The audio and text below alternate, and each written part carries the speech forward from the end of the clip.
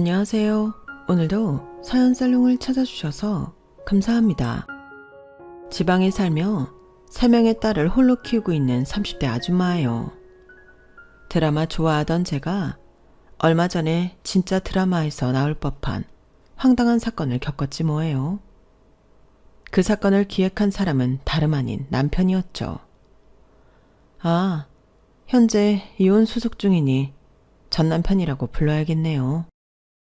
그 인간이 우리 새 아이들의 아빠라는 게 소름 끼치도록 싫네요. 그놈의 이혼 숙려 기간은 왜 그리도 길게 느껴지는지. 아이가 있으면 3달이나 질질 끌어야 한다는데 법이 그렇게 정해놨으니 어쩔 수 없이 따라야죠 뭐. 사람은 절대 변하지 않는다는 말이 있잖아요. 아가씨 땐 그 말을 믿지 않았어요. 사람이 로봇이나 기계도 아닌데 왜 변하지 않는다는 거야? 사람 마음이 하루에도 12번씩 변하는데 말이야. 이 남자는 내가 반드시 순하고 착하게 좋은 쪽으로 변화시킬 수 있어. 두고 봐. 이렇게 긍정적으로만 생각하며 거친 야생마 같던 남편을 순둥이로 순화시킬 수 있다고 믿었어요. 그랬기에 결혼하고 아이를 셋이나 낳고 시댁에서 함께 살았겠죠. 하지만 몇 년을 겪어본 결과 사람은 절대 변하지 않는다는 말에 100% 아니 10,000% 공감해요. 사람은 고쳐 쓰는 게 아니란 말이 사실인 것 같아요. 혹시 여러분 중에서도 저처럼 사람 고쳐서 데리고 살려는 분들이 있다면 도시락 싸갖고 다니면서 말리고 싶네요. 본성은 변함이 없는 것 같더라고요. 그렇게 태어난 걸 어쩌겠어요. 절이 싫으면 중이 떠나야죠. 앞으로 남은 인생은 우리 3명의 딸내미들만 보고 살려고 합니다. 망나니 같은 시부와 시부의 성격을 그대로 닮은 남편을 보며 남자라면 학을 뗐거든요. 이제 제 인생에 남자는 없어요.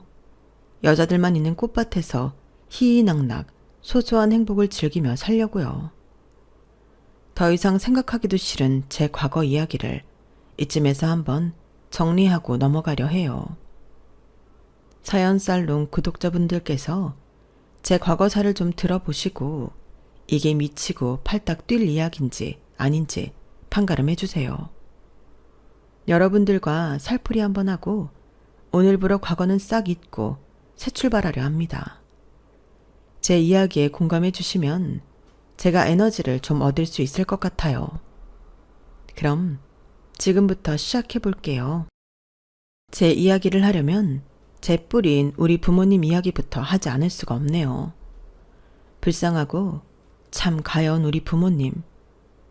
친정 엄마 아빠가 힘들게 살다 가신 것만 생각하면 제 가슴이 미어집니다. 세상은 왜 착하고 성실한 사람에게 오히려 더 가혹한지 부모님 생각하면 이 세상이 미워질 때가 많답니다. 너무 착해 빠지기만 하면 우리 부모님처럼 세상으로부터 이용당할 수 있다는 걸 깨닫기도 했고요. 저희 부모님은 2분 다 청소부로 만나셨어요. 둘 다 조실부모하고 농촌 출신으로 상경해 어렵게 살아가다 같은 직업을 갖고 만나게 되니 공통점이 많아서 더 쉽게 사랑에 빠질 수 있었나 봐요. 피차 돈 없는 건 마찬가지이니 서로 재고 뭐고 할 것도 없이 사귀면서 외동딸인 절 갖게 되었고 혼인신고만 하고 지하 단칸방에서 신혼을 시작한 거죠. 엄마가 나중에 말씀하시더라고요. 돈은 없었어도 엄마는 그때가 가장 행복했어. 든든하고 착한 남편과 눈에 넣어도 아프지 않을 우리 보물인 딸내미를 품에 안고 있으면 세상에 무서울 게 없었지.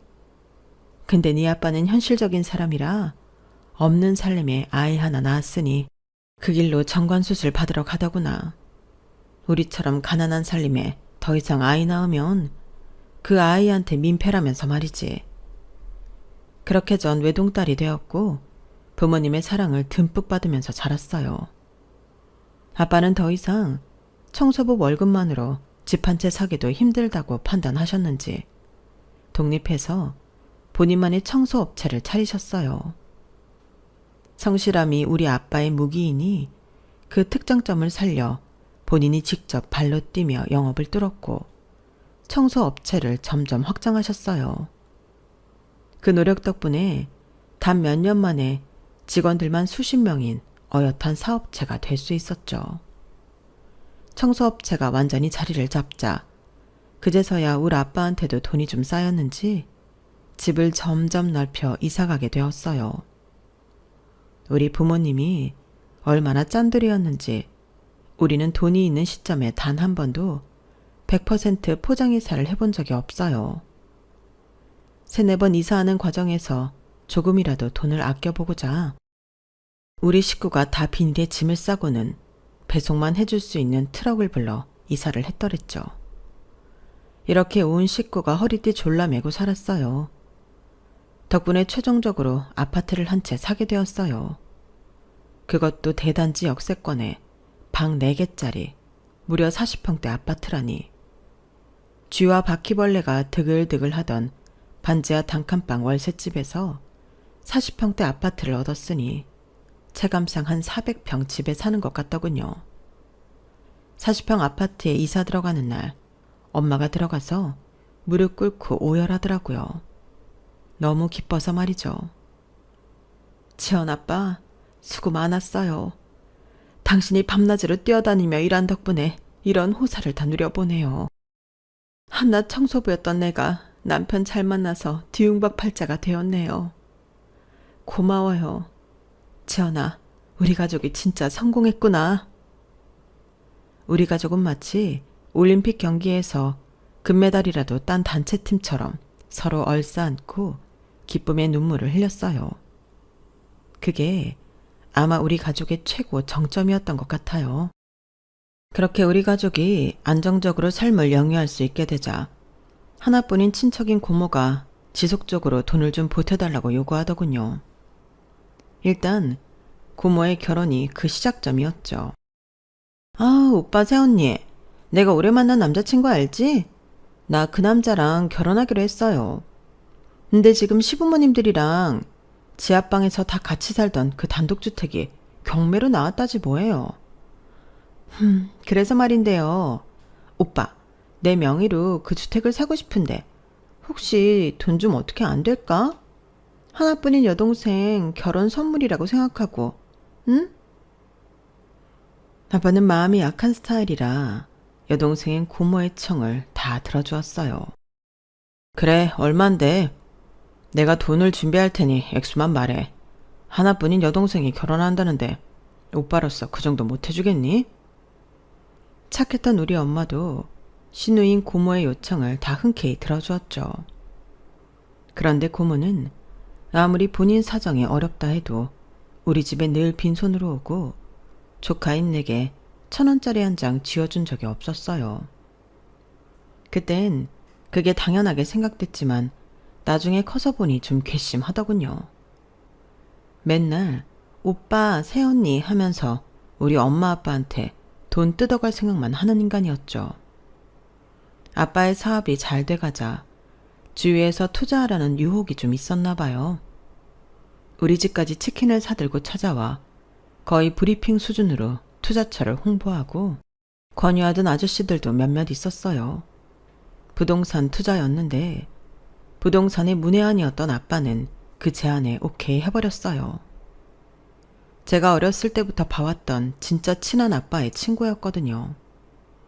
그 친구만 믿고 아빠는 전 재산을 다 투자해버렸어요. 살고 있던 40평 아파트도 저당 잡아 그 돈도 다 털어넣었더군요. 빠른 시일 내에 원금의 몇 배 수익을 보장한다고 호언장담했던 아빠의 친구는 그날부로 연락이 두절되었어요. 모든 게 사기였다는 사실을 알고는 아빠는 크게 충격을 받은 나머지 쓰러지고 말았어요. 쿵 소리가 나서 아빠의 서재에 가보자 아빠가 꼬꾸라져 있더군요. 아빠 정신 차려봐요. 대체 이게 무슨 일이에요. 제발 일어나봐요. 119에 전화를 해놓고는 급한 마음에 인공호흡이며 심폐소생술이며 어린 제가 할 수 있는 건 다 했어요.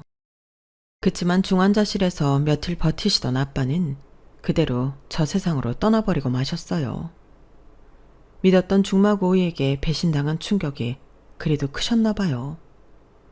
현금이며 집이며 다 없어졌지만 청소업체는 그대로 살아있었으니 사장직을 엄마가 맡아서 경영해보려 하셨어요. 하지만 현실은 절대 녹록지 않았어요. 아빠 밑에서 일하던 사람들이 거의 다 빠져나가고 무슨 말인지도 모르겠는 서류를 들이밀며 돈 달라던 사람들이 그리도 많았다고 하더군요. 엄마는 하루에 2~3시간 자가며 사업체를 정상화시키려 갖은 애를 썼지만 비참한 결과뿐이었어요. 그렇게 몇 달씩 과로하던 엄마가 뇌졸중으로 쓰러지고 말았죠. 다행히 아빠처럼 돌아가시진 않았고 반신불수가 되어 입원하게 되었어요. 사업이고 뭐고 다 망하고 집도 절도 없이 겨우 원룸 하나를 얻어 엄마와 저 단 둘이 살게 되었죠. 그때 제가 중학생이었는데 엄마를 간병할 사람은 저밖에 없으니 알바를 할 수도 없는 노릇이었어요. 약간 남은 현금으로 버틸 수 있을 때까지 버텼지만 원룸 월세를 몇 달씩이나 밀리자 주인이 나가라고 하더군요. 제가 SOS를 요청할 수 있는 사람은 단 한 명, 고모뿐이었어요. 우리 아빠 사업이 한창 잘 될 때 금전적으로 자주 도와주었으니 고모는 차마 우리 모녀를 내치지 못하더군요. 하지만 본인 집으로 들이고도 못마땅한 기색에 역력했죠. 우리를 짐짝 취급했어요. 아, 야, 네 엄마 또 똥 쌌나 보다. 먹은 것도 별로 없는데 무슨 똥오줌을 저리도 많이 싸대니? 피도 안 섞인 새언니 똥을 내가 치울 수는 없으니 딸내미 네가 어떻게 좀 해봐. 온 집안에 똥냄새 다 풍기기 전에. 아, 더러워 정말. 고모, 우리 엄마가 몸만 못 움직일 뿐이지 다 듣고 다 느끼는데 꼭 그렇게 못되게 말해야겠어요? 창고방 하나에서 문 꽁꽁 닫고 살게 하면서 무슨 똥냄새가 온 집안에 풍긴다는 거예요. 정말 너무한 거 아니에요? 뭐가 너무한다는 거야? 조그만 게 감히 고모한테 자꾸 느늘기고 하면 너랑 네 엄마 이 집에서 당장 내쫓아버릴 거야. 고모, 나도 알 건 다 아는 나이에요. 이 집 누가 사준 건데요?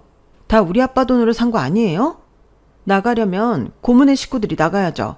안 그래요? 제가 바른 말을 하니 아무 말도 못하고 씩씩거리던 고모였지만 그 이후로도 고모의 구박은 계속되었어요. 진짜 서러워서 눈물이 다 나더군요. 힘겹게나마 말을 조금 할 수 있던 엄마도 울면서 말했어요. 지연아, 난 이대로 살다 죽으면 그만이지만 넌 성인이 될 때까지 이 집에서 밥 얻어먹고 살려면 최대한 고모 심기 건드리지 말도록 하자. 억울하지만 죽은 듯이 살 수밖에. 네 아빠가 너무 보고 싶구나. 그렇게 우리 모녀는 창고방에서 숨죽여 울어야 했어요. 제가 좀 더 컸다면 소송을 해서라도 그 집이고 뭐고 우리 아빠가 고모한테 사줬던 거 다 뺏었겠지만 그때 너무 어렸죠. 거의 꺼질 듯한 촛불처럼 목숨만 겨우 부지하고 있던 우리 엄마는 제가 중학교를 졸업하던 겨울날 돌아가시고 말았어요. 그냥 주무시고 계신 줄 알았는데 학교를 다녀와도 엄마가 그대로 눈 감고 누워 계시더군요. 코 밑에 손을 대보고 흔들어 깨어봐도 아무런 미동도 없었죠. 엄마, 죽으면 안 돼요. 그럼 난 누구랑 살라고. 엄마 아빠 다 떠나버리면 외동딸인 난 어떡하라고. 내 목숨과도 같았던 우리 엄마가 그렇게 가버리고 전 치사하고 더러웠지만 고모네 창고방에서 계속 기거를 했어요. 고등학교만 졸업하고 바로 독립하리라는 마음과 함께요. 그곳은 오래된 단독주택이었기에 천장엔 쥐 오줌으로 가득 덮여 있었고 방바닥엔 내 손바닥만한 바퀴벌레가 기어다녔죠. 하루는 자다가 바퀴벌레 한 마리가 제 귓구멍으로 들어오는 게 느껴지길래 너무 소름 끼쳐서 꽥 소리를 지르고 말았어요. 그 소리에 놀란 고모가 창고방을 확 열더군요. 야, 너 미쳤어? 왜 오밤중에 소리를 지르고 지랄이야? 바퀴벌레가 내 귀 속으로 들어오려고 하길래 죄송해요 고모. 가서 주무세요. 아, 살다 별생쇼를 다 하네. 나 더 이상 너랑 못 살겠다. 신경 쓰이는 게 어디 한두 개여야지. 네 엄마 죽었을 때 너까지 쫓아냈어야 했는데.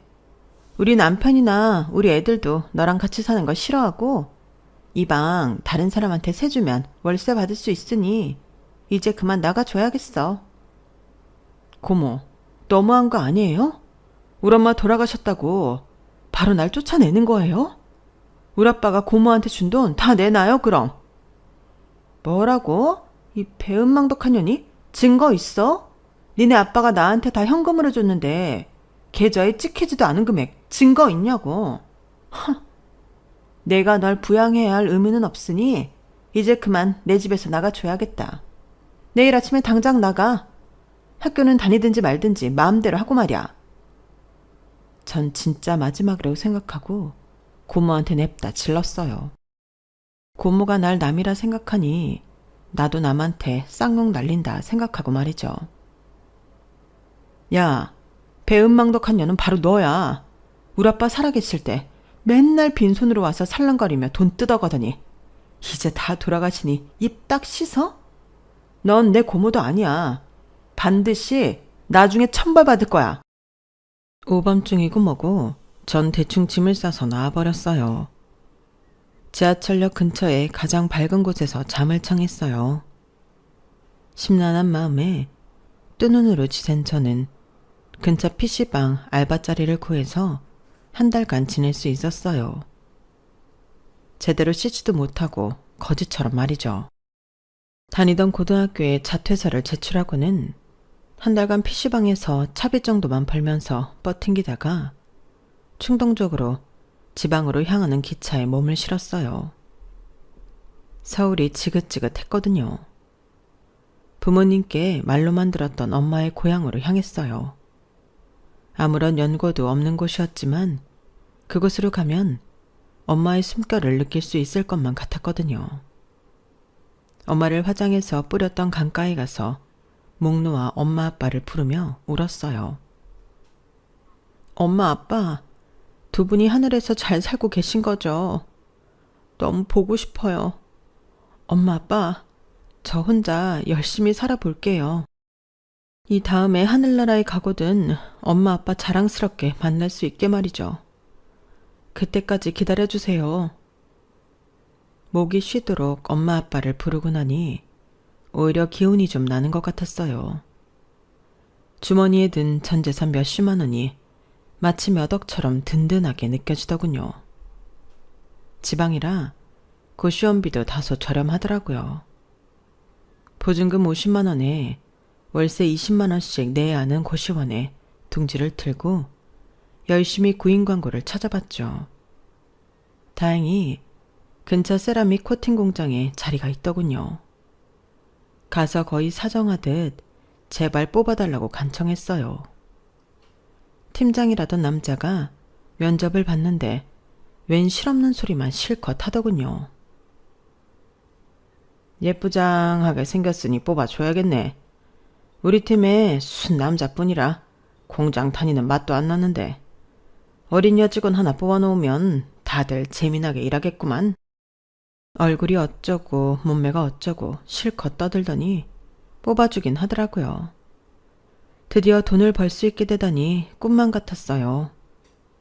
우리 엄마 아빠를 사지로 몰아넣은 돈이지만 돈이 없으면 얼마나 푸대접 받는지 잘 알기에 취업했다는 사실이 너무 깊었죠. 세라믹 식기들의 유약을 바르거나 코팅을 입히는 작업이었는데 스프레이로 쫙 바르고 나면 아무리 마스크를 썼어도 눈과 입으로 다 들어오는 느낌이었어요. 참으로 고된 노동 환경이었지만 달마다 따박따박 들어오는 돈을 보면 힘이 드는 줄도 몰랐죠. 엄마 아빠가 자린고비처럼 사시는 걸 보며 자랐으니 저 또한 알뜰하게 사는 건 당연했어요. 몇 년을 안 쓰고 안 먹고 일하며 모으다 보니 통장에 꽤 두둑하게 쌓이더군요. 공장에서 일하는 건 이제 적응이 되어 힘들지 않았어요. 그런데 다른 문제가 몇 년간 절 계속 괴롭혀왔죠.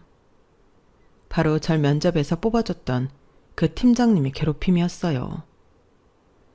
유부남이었던 그 팀장은 몇 년이나 저한테 치근덕댔어요. 해가 갈수록 그 수위가 높아져만 갔죠. 처음엔 그냥 희롱 정도 하다가 몇 년이 지나니 아예 대놓고 사귀자고 들이대더군요. 미친놈인 게 틀림없었죠. 지연씨, 아니 나보다 7살이나 어리니 이제 말 놓을게. 오빠랑 한 번만 만나주면 안 될까? 오빠 이래봬도 가진 거 많다.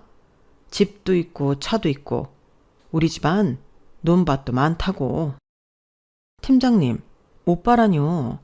아무리 공장 일 한다 해도 엄연히 회사 생활인데 무슨 오빠예요.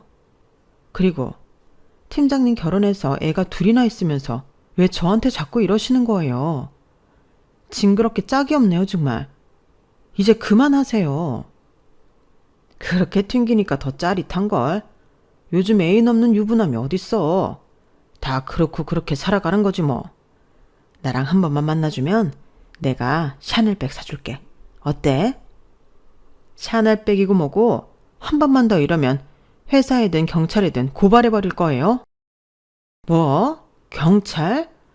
이런 맹랑한 년을 봤나? 내가 너한테 뭔 짓을 하기라도 했냐? 이제 성인 됐다고 눈깔이 배는 게 없는 거야. 너 내가 우스워 보여.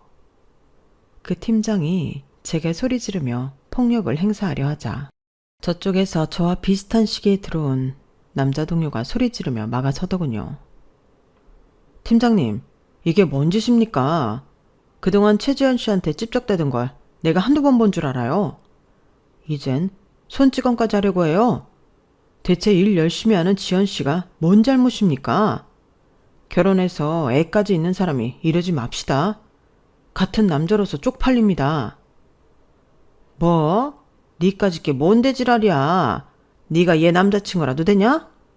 니네 그렇고 그런 사이야? 좋아. 오랜만에 몸 좀 한번 풀어보지. 내 등치 안 보여? 내가 왕년에 씨름했던 사람이야. 덤비라고. 이렇게 팀장님과 제 동료인 박순국, 두 남자의 육탄전이 시작되었어요. 사람들이 모여들었지만 두 사람의 싸움을 막을 수가 없었고 결국 경찰까지 왔더랬죠. 이 싸움은 금세 회사 윗분의 귀에 들어갔고 절 몇 년간 희롱해왔던 유부남 팀장이 해고당하는 걸로 결론이 났어요. 순국씨, 감사하다고 해야 하나?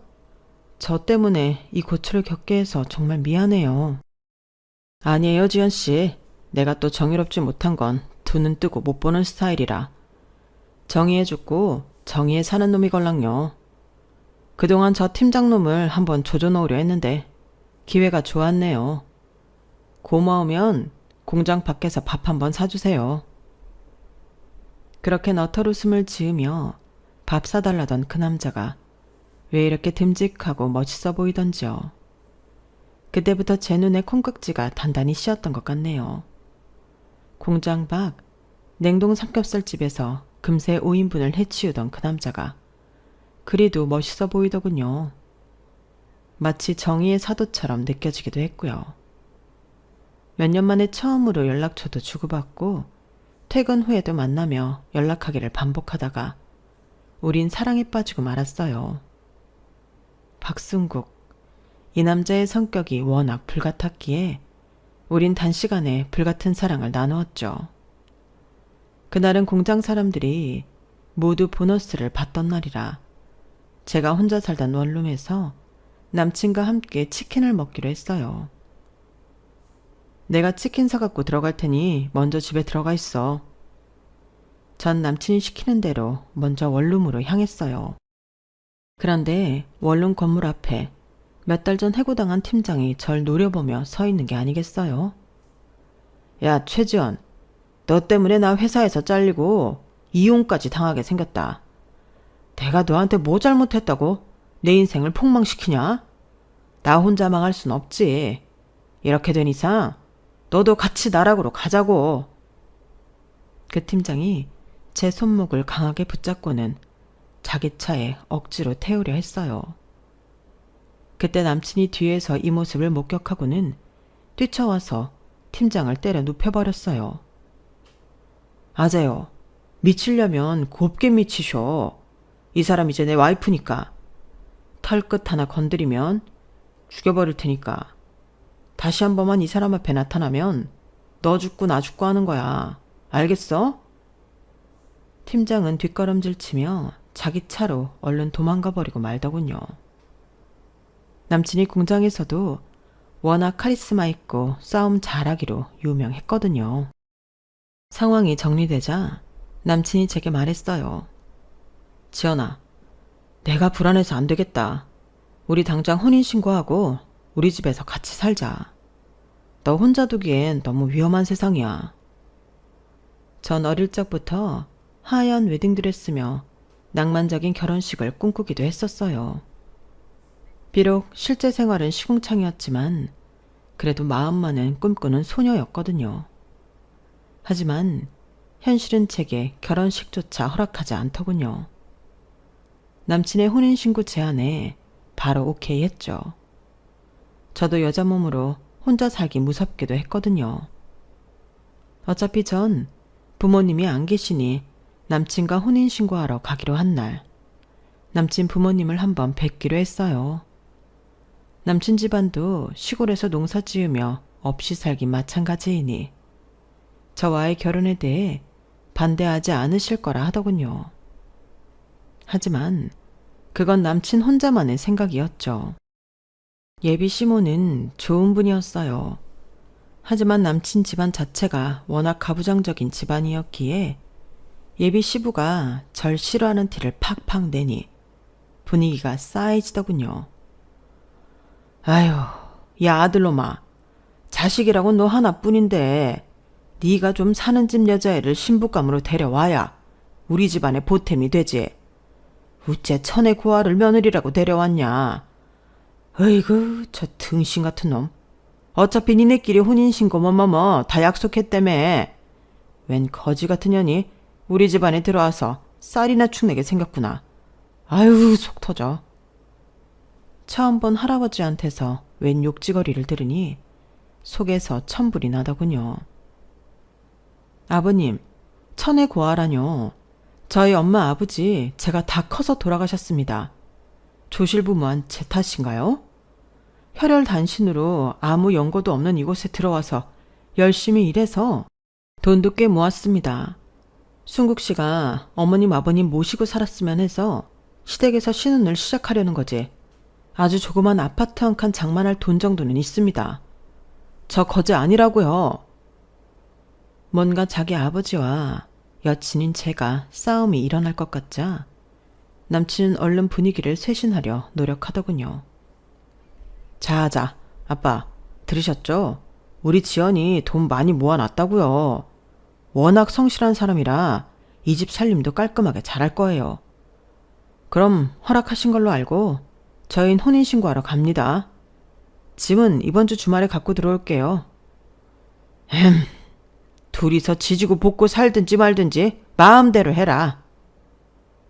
쎄한 분위기를 뒤로하고 나오려는데 예비 시모가 뒤따라 나오며 제 손을 붙잡고 말하더군요. 아가씨, 우리 바깥 양반이 한 말은 내가 대신 사과할게요. 어린 나이에 조실부모하고 혼자서 얼마나 고생하며 살았어. 가엾기 그지없구만. 그런데 이 결혼 다시 생각하면 안 될까? 내가 보기에 아가씨가 훨씬 아까워. 우리 집안 남자들이 워낙 기가 세서 나도 성격 다 죽이고 살아온 지 30년이 넘어가네. 또 다른 희생양을 만들고 싶지 않아. 옆에서 듣고 있던 남친이 눈을 희번떡거리며 예비 시모에게 소리쳤어요. 아니 엄마, 다 된 밥에 재 뿌리는 것도 유분수지. 엄마가 뭘 한다고 그래? 지금 혼인신고하러 갈 거니까 엄만 뒤로 빠져요. 남친의 손에 이끌려 바로 혼인신고하러 가야 했지만 예비 시모의 말을 곱씹게 되더군요. 하지만 혼인신고는 낙장 불입이라 거둘 수도 없었죠. 결혼식도 없이 시댁에서 함께 살고 있는데 시모가 왜 내 손을 붙잡고 신신당부했는지 금세 알아차릴 수 있었어요. 정의의 사도인 줄만 알았던 남편은 그냥 동네 쌈딱, 그 이상도 이하도 아니었죠. 불같은 성격이 멋져 보여서 빠르게 혼인신고하고 이 남자에게 내 인생을 맡겼지만 결혼 후 내 인생은 너무 불안하게 짝이 없었어요. 술 마시고 동네에서 행패 부리다 경찰서에 잡혀가 연락 오기를 1년에도 수십 번이었죠. 맨날 입으로만 정의를 외쳤지만 실상 본인은 정말 정의롭지 못한 사람이었어요. 전 딸을 갖게 되었는데 첫째 딸을 낳고는 남편과의 사이에서 더 이상의 아이를 낳고 싶지 않아 남편에게 정관수술을 요구했죠. 뭐야? 정관수술? 지금 나보고 남자로서의 매력을 완전히 끊어버리라는 거야? 어디 감히 여편네가 서방님의 정관을 끊으라 말아야. 절대 못해. 안 해. 남편의 고집은 그 누구도 꺾지 못했어요. 그렇게 저는 연년생으로 아이를 또 갖게 되었는데 이번엔 딸 쌍둥이였어요. 안 그래도 여자는 사람 취급 안 해주던 시댁에서 3명의 딸 손주들은 환영받지 못했죠. 야, 내가 시애비로서 동네 창피해서 못 다니겠다. 떡두꺼비 같은 아들 하나를 못 낳고 으이그 저 모지리 같으니. 구박을 듣다 못해 시부한테 대들었어요. 아니 아버님, 손녀딸 가진 건 창피하시고 본인 술 마시고 동네에서 추태 부리시는 건 안 창피하세요? 매일 술 드시고 집에 네 발로 기어들어오시잖아요. 개도 아니고. 참네. 다 토해놓고 저보고 치우라 하시고. 아기 엄마로서 우리 아이들이 할아버지 보고 배울까 겁납니다. 뭐? 개? 고등학교도 제대로 못 나오고 못 배워 처먹은 며느리를 들였더니 시애비한테 못하는 말이 없구나. 아휴, 4명에 못 살지 내가. 이렇게라도 맞받아 쳐야 제가 그 집안에서 숨쉬고 살 것만 같았어요. 제가 잘못한 것도 없는데 생활비를 안 주니 제가 모아놓은 돈으로 생활하면서도 온갖 구박은 다 당하니 너무 억울해 미칠 것 같았거든요. 그래도 제 숨통을 틔워준 사람은 착한 시모였죠. 시부와 남편이 제게 지랄을 떨고 나면 꼭 시모가 절 달래주었어요. 지연아, 방금 그 말 다 잊어라. 내가 대신 사과하마. 나도 너의 부모님의 귀한 딸이었을 텐데 어쩌다 이 집안에 들어와서 이렇게 구박과 모욕을 당하고 있니? 정말 미안하다. 네 남편도 지 애비를 닮아서 여자라면 사람 취급도 안 해주고 성격도 칠할 맞구나. 내 아들이지만 어렸을 때부터 키우기 정말 힘들었다. 인간 말종이 따로 없었어. 에휴. 결혼은 일륜지 대사인데 제가 너무 성급하게 남편감을 고른 게 확실했어요. 남편의 엄마인 시모가 자기 아들을 두고 저렇게 말할 정도면 말 다 했죠 뭐. 전 아이가 셋이나 있으니 공장 일을 병행하기가 힘들어 일단 그만두었어요. 남편만 믿고 그만둔 건데 어이없게도 남편이 따라 그만두더군요. 자기까지 일을 안 하면 어쩌자는 거야. 그럼 집에서 아이들 봐줘. 내가 다시 공장 나가서 돈 벌어올 테니. 누가 일 안 한대. 이젠 남 밑에서 유약 스프레이나 뿌리며 힘든 일 못 해먹겠어. 더럽고 치사하다고. 내가 사장할 거야. 구상해 놓은 하업 아이템이 있으니 넌 돈이나 좀 대줘봐. 얼마 모아놨어? 뭐? 사업? 내가 돈이 어딨어. 지금껏 당신이 생활비 안 줘서 내가 모아놓은 돈으로 이 집 식구들 생활비 다 충당하고 있었는데. 애들 앞으로 나라에서 양육수당 나오는 거 있지?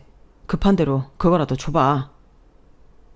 남편은 아이들 통장까지 뺏어가며 집에 있는 현금을 빡빡 긁어갔어요. 제가 몸으로 막아봐도 그 사람의 힘을 당해낼 수가 없었죠. 남편은 사업한답시고 집에 잘 들어오지도 않았어요. 그렇게 무일푼이 된 저는 아이들 분유값이라도 벌기 위해 다시금 구인 광고를 찾아가며 일자리를 구하려고 했죠. 그런데 정기적으로 받는 아이들 영유아 검진에서 막내딸 심장 소리가 안 좋다는 소견을 받았어요. 그 지방 대학병원에 가서 검진을 받아보니 당장 심장 수술을 하는 게 좋겠다고 하더군요. 그 조그만 아이 가슴에 칼을 댈 생각을 하니 엄마인 제 가슴이 미어지더군요. 그래도 수술만 하면 좋아진다니 수술을 감행했어요. 당장 돈이 없으니 돈줄을 쥐고 있는 시부에게도 요청해 봤지만 돈 한 푼 안 보태주더군요. 어쩔 수 없이 대출까지 받아 수술해야 했죠. 겨우 연락이 닿은 남편에게 막내가 심장 수술했단 얘기를 전했어요. 그랬더니 돌아오는 대답이 가관이더군요. 아이고 저런. 그러게 누가 그런 약한 딸 낳으래? 아들내미였다면 심장에 이상도 없었을 거야. 딸내미는 아무짝에도 쓸모가 없다니깐. 여튼 나 수술비 댈 돈 없어. 당신이 엄마니까 알아서 해. 뭐라고? 지금 너 뭐라고 했어? 야 이 새끼야. 네가 우리 미소 아빠 맞냐? 애기가 심장을 다 열고 수술한다는데 뭐가 어째? 넌 여자인 니네 엄마 없었으면 이 세상에 어찌 나올 수 있었는데 남자면 다냐? 이런 개망나니 새끼 같으니라고. 당장 이혼해. 아빠 역할도 못하는 병신이랑은 더 이상 엮이기 싫으니까. 불같은 성격의 남편이 바로 병원으로 달려오더군요. 우리 막내딸 미소를 보기 위해서가 아니라 저한테 분풀이하기 위해서 말이죠. 중간에 있던 시모가 말려서 그나마 큰 싸움은 안 났지만 우린 속사포로 이혼 절차를 밟았더랬죠. 법의 문의안이었던 저는 이혼 도장 찍으면 마치 혼인신고할 때처럼 바로 효력이 나타나는 줄 알았어요. 하지만 아이가 있으면 무려 3개월간의 이혼 숙려 기간을 밟아야 한다더군요. 숙려고 뭐고 할 것도 없었는데 그 시간이 너무 길게 느껴졌어요. 아이 수술을 마치고 남편이 있을 시댁으로는 다시 기어 들어가고 싶지 않았어요. 어차피 이혼 신청한 마당에 그 집 며느리로 구박받으며 더 이상 살고 싶지 않았거든요. 하지만 다른 곳에 거처를 마련할 돈이 한 푼도 없었어요. 그때 시모가 구세주처럼 돈을 좀 건네주더군요. 미안하다 아가. 우리 손녀딸들한테 결국은 몹쓸 짓을 하는구나. 우리 막내 손녀딸 심장 수술할 때 건네주려 했던 돈인데 네가 대출받아서 했다기에 다시 갖고 있었다. 이 돈은 네 시아버지한테 눈칫밥 먹으며 조금씩 뒤로 꿈쳐둔 돈이야. 이게 내 전 재산이다. 전셋집이라도 얻어서 우리 손녀딸들 잘 키우고 살려무나. 이게 내가 너한테 해줄 수 있는 마지막 선물이다. 몇 년 동안 진짜 고생 많았다. 유리알처럼 막던 네가 흙탕물 같은 우리 집에 들어와서 너무 힘들었지? 우리 인연은 이렇게 끝났다마는 가끔 우리 소녀들 보고 싶으면 찾아가도 되겠니? 그것만이라도 허락해 다오 며느리야. 시모는 돈을 건네주며 오히려 미안해 하셨어요. 내 고생을 알아준 시모의 따뜻한 마음이 전해져 눈물까지 나더군요. 진짜 몇 년간의 마음고생 몸고생이 다 보태진 내 피눈물이었죠. 어머님, 제 마음 다 알아주시는 건 세상에서 어머님밖에 없네요. 그래도 몇 년간 어머님 덕분에 숨쉬고 살 수 있었어요. 어머님 아니었다면 애진작 도망갔겠죠. 저의 아이들은 어머님 핏줄 나눠 가진 아이들이니 손녀딸 보고 싶으시거든 언제든 오셔도 돼요. 이 돈 정말 감사합니다. 나중에 제가 돈 벌면 꼭 갚을게요. 이자까지 다 해서 말이죠. 그때까지 건강히 살아주세요. 그렇게 서로 껴안고 한참을 울면서 시모와 석별의 정을 나누었죠. 따로 전셋집을 얻어 아이들과 산 지 2달 정도 되었을까? 남편에게 전화가 오더군요. 야, 우리 아빠 심장마비로 돌아가셨다. 장례식 거하게 치를 거니까 애들이랑 당장 오도록 해. 장소는 문자로 보낼 테니 조의금 두둑히 준비하고 말야. 알았냐? 남편은 일방적으로 소식만 전하고 전화를 바로 끊더군요. 너무 깜짝 놀랐어요. 평소에 시모가 골골대며 약한 스타일이었지 시부는 자기 몸에 좋은 건 다 챙겨 먹으며 엄청나게 건강했었거든요. 그런 시부가 심장마비로 바로 돌아가시다니 인생이 허무하게 느껴지기도 하더군요. 어쨌든 할아버지가 돌아가셨다니 아이들도 깔끔하게 단장시키고 조의금 봉투도 준비하여 장례식장으로 향했어요. 가보니 시모도 어리벙벙한 표정으로 있더군요. 어머님, 어떻게 갑자기 이런 일이 일어났나요? 애들 아빠 전화 받고 너무 놀랐어요. 그래, 나도 놀랐다. 내가 외출하고 없는 사이에 심장마비로 쓰러져서 그대로 죽어버렸다는구나. 순국이가 발견해서 화상까지 바로 해버렸대. 난 죽은 내 남편 시신도 못 봤구나. 아휴, 평생 날 구박한 남편이지만 하루아침에 이런 일이. 시부의 장례식을 마치고 아이들과 집으로 돌아왔는데 시모가 문자를 하나 보내더라고요. 지금 순국이 몰래 너한테 문자 보낸다. 내 아들이지만 믿을 수가 없다. 단문 보내지 말고 얼른 이 집으로 좀 와주겠니? 나 혼자 어찌할 바를 모르겠구나. 시모의 문자를 받은 전 기분이 너무 이상했어요. 시모가 이렇게 문자를 보낼 정도면 뭔가 이상한 일이 벌어지고 있는 게 틀림없었죠. 아이들을 옆집 할머니한테 맡기고는 시댁으로 달려갔어요. 시댁 현관문은 원래 고장이 나서 잘 닫히지 않았기에 그 틈으로 조용히 들어갈 수 있었죠. 그랬더니 제 눈을 믿지 못할 정도로 놀랄만한 광경이 펼쳐지고 있었어요. 바로 방금 장례식까지 치른 시부가 거실에 앉아서 아들인 남편과 희희낙낙하고 있는 게 아니겠어요? 그들은 무슨 작당을 그리도 재미있게 꾸미던지 제가 들어온 것도 눈치 못 채고 대화를 이어갔어요. 본능적으로 핸드폰 동영상 촬영을 했죠. 소리 안 나게 조심하면서 말이죠. 아빠, 나 머리 좋죠? 아빠가 죽고 이제 곧 받을 보험금으로 우리 다른 지방 가서 아방궁 찍고 파출 보며 운전기사 부리면서 기깔나게 살아보자고요. 내가 이거 같이 계획한 관계자한테 뇌물 다 줬으니 아빠 새로운 신분으로 싹 갈아입혀 줄 거예요. 완전히 새로운 인생으로 거듭나는 거죠. 하. 아들아. 내 아들이지만 너 잔머리 돌아가는 거 하나는 알아줘야 해. 그래, 어서 짐 싸잡구나. 근데 사망보험금은 언제 나온대냐? 통장에 10억 넘게 찍힐 거 구경이나 한번 해보고 쓰게.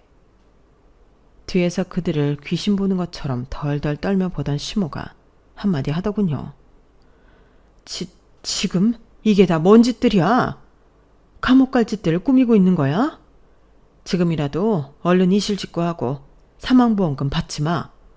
그깟 돈이 뭐라고 멀쩡한 사람을 죽은 사람으로 만들어버리냐? 아들아, 네가 인간 말종인 건 알았다만 이렇게까지 해야 하냐? 이게 부모한테 할 짓이냐고.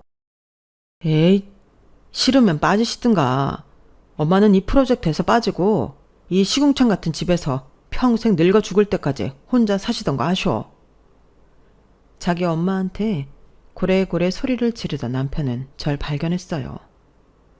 전 얼른 그때까지 찍은 동영상을 톡으로 전송해놨죠. 야, 너 뭐야? 구석탱이에서 몰래카메라라도 찍고 있었던 거야? 너, 네 핸드폰 이리 내놔. 얼른! 남편은 절 잡으러 뛰쳐나왔고 전 젖먹던 힘을 다해 동네 파출소로 뛰어갔어요. 바로 핸드폰을 제출하고는 경찰한테 소리 질렀죠. 저 인간이 범죄자예요, 경찰 선생님. 당장 감옥에 가둬주세요. 사회에 나와선 안 될 놈이라고요. 어리둥절한 경찰은 일단 남편을 붙잡아두고 제 핸드폰도 압수해갔어요. 전 경찰에게 제가 본 모든 걸 다 말했어요. 제 핸드폰 속 동영상은 좋은 증거가 되었죠. 그렇게 현재 남편과 시부는 구속되어 수사를 받고 있답니다. 곧 재판 결과가 나오고 콩밥을 먹겠죠. 시모가 절 붙잡고 울며 말하더군요. 내 남편, 내 아들이지만 잘했다. 그놈의 돈이 뭔지. 돈 때문에 이런 짓을 벌일 줄은 꿈에도 몰랐어. 내가 잘못 키운 탓이다. 어머님, 어머님도 아버님과 이혼하시고 저희랑 같이 살아요. 그 인간 말종 부자 더 이상 보지 말고 우리 손녀딸들 봐주시며 사세요. 제가 나가서 돈 벌어올게요. 아이들도 할머니 좋아하니까요. 그 길로 시모는 시부와 이혼하고 저와 우리 딸들과 함께 살고 있어요. 시모와 전 서로 취향도 비슷하고 성격도 비슷해서 정말 친엄마와 딸 같답니다. 그 집안 남자들이 콩밥을 먹든 말든 이제 상관 안 하려고 해요. 어차피 능력 없는 남편한테 양육비도 못 받을 테니 제가 이 집안의 가장이 되어 씩씩하게 돈 벌려고요. 아이들 끔찍이 예뻐해주며 잘 키워주시는 시모가 있어서 든든합니다. 성실함이 저의 최대 무기이니 열심히 일하면 언젠가 우리 식구 앞날에 해 뜰 날이 오겠죠. 제 인생도 참 파란만장했죠. 저나 여러분 인생이나 앞으로는 꽃길만 걷길 기원해 봅니다. 좀 평탄하게 맘 편히 살아보자고요. 화이팅입니다. 여러분, 사연 댓글에 응원과 현명한 조언 부탁드려요. 좋아요와 구독은 저에게 큰 힘이 됩니다. 오늘도 좋은 일 가득하세요.